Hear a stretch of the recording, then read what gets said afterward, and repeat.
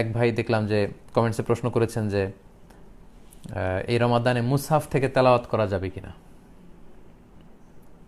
অর্থাৎ কোরআন দেখে দেখে তারাবি পড়া যাবে কিনা। সেক্ষেত্রে এর উত্তরে বলবো যে হ্যাঁ, কোরআন দেখে তারাবির সালাত পড়া যাবে, যেহেতু তারাবির সালাত হচ্ছে নফল বা সুন্নাহ। সো সুন্নাহ বা নফল নামাজে কোরআন খুলে মুসহাফকে দেখে দেখে তেলাওয়াত করা যায়, কিন্তু ফরজ নামাজে এমনটা করা ঠিক হবে না। স্কলাররা বলেছেন যে ফরজ নামাজে এটা মাকরু হবে, এবং সাহাবাদের সময়ে খুব ব্যাপক প্রচলন এটা ছিল না, এটা তাবি বা তৎপরবর্তী সময়ে এই প্রচলনটা শুরু হয়েছে।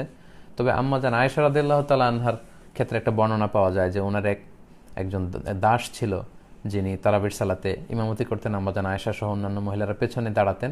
সেক্ষেত্রে সেই দাস কোরআন থেকে দেখে দেখে তেলাওয়াত করত। তো এক্ষেত্রে সংক্ষিপ্ত উত্তর হচ্ছে, নফল সালাতের ক্ষেত্রে আপনি বিশেষ করে তারাবি কিয়ামুল লাইলে চাইলে কোরআন খুলে আপনি পড়তে পারেন, অথবা ইমাম পড়ছে আপনি ফলো করতে পারেন, কিন্তু ফরজ সালাতে এটা উচিত হবে না।